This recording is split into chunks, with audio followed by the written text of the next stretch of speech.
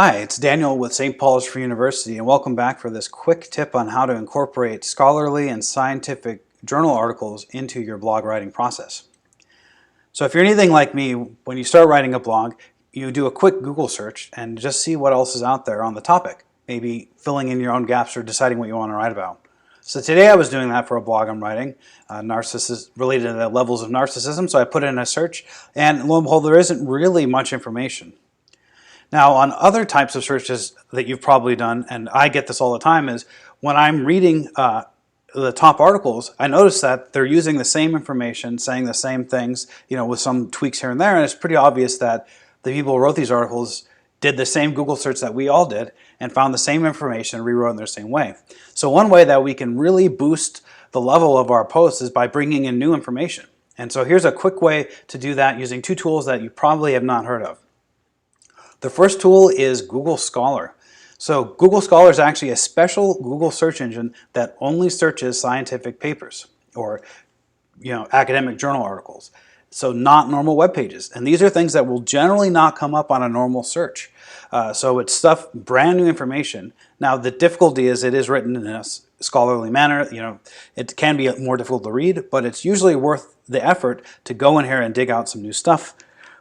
So all you do to get to this site is I just type in scholar.google.com, or if you do a Google search on Google Scholar, of course you will get this, and it brings you to another Google-like looking search engine, and you would just type in your search like any other search engine here. So I looked up levels of narcissism, and you get these results. Now the unique thing about these is every single one of these is a journal article. It tells you how many people it's cited by, it tells related articles, different versions, and it's got a slightly different layout. So I'm going to show that to you here now. So for instance, if you click on the title, of course, it takes you to the page that has that article on it. Now, unfortunately, many journal articles are not free for people to read. So you will frequently get the abstract, almost all the time, and sometimes you will get the results or the conclusion or whatever it is, depending on the style of writing, but you don't get the whole thing. Now, usually the abstract is enough to determine whether it's something you would be interested in.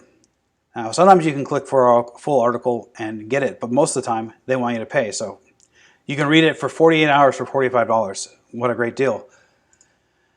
Now, the second option is on some of these, and on this search I've been particularly lucky, there's a second column over here, and it has just this doc, PDF, HTML. These are actually links directly to the article. So if I click on this one, say, this will take me to a PDF of an article that if I had gone to the web page itself, I would have had to pay $20 to read. So that's great. Now what happens if you're not lucky enough to get these? And a lot of my searches, I rarely get these at all.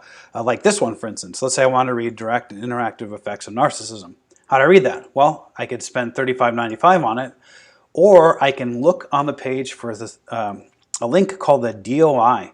Now that's usually under the title somewhere on some different science websites. It'll be on the right or the left column or hidden somewhere, but if you look around or even just use a Control F and type in the letters DOI, it should bring you right to it. Now what we want to do to get access to this article is copy the whole DOI.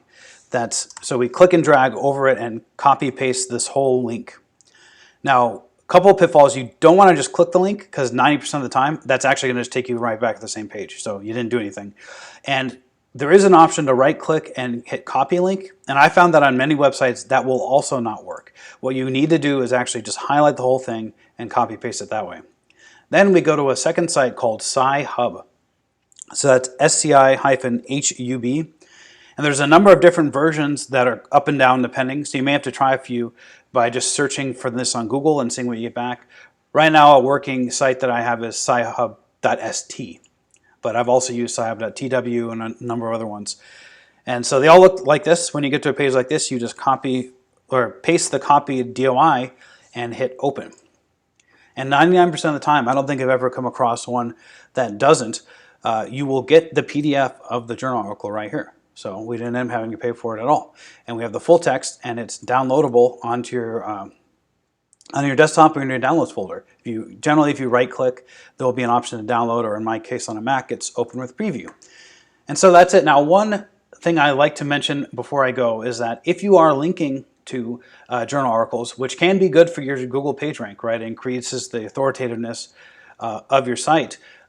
I would recommend you link not to Sci-Hub, because Sci-Hub is not a well-known domain, you would want to link to this article back on where you found it on the Google Scholar search. So on this page, even though it doesn't have the full text, in fact, it's a benefit that it doesn't have the full text because it helps, it makes it a little more difficult for people who are copying our research to follow what we've done. They have to put in the effort to do the same kind of research that we did. So it staves off copycats, it improves the authoritativeness of your site, and it's generally a very powerful way to get information when there isn't a lot on the normal Google search.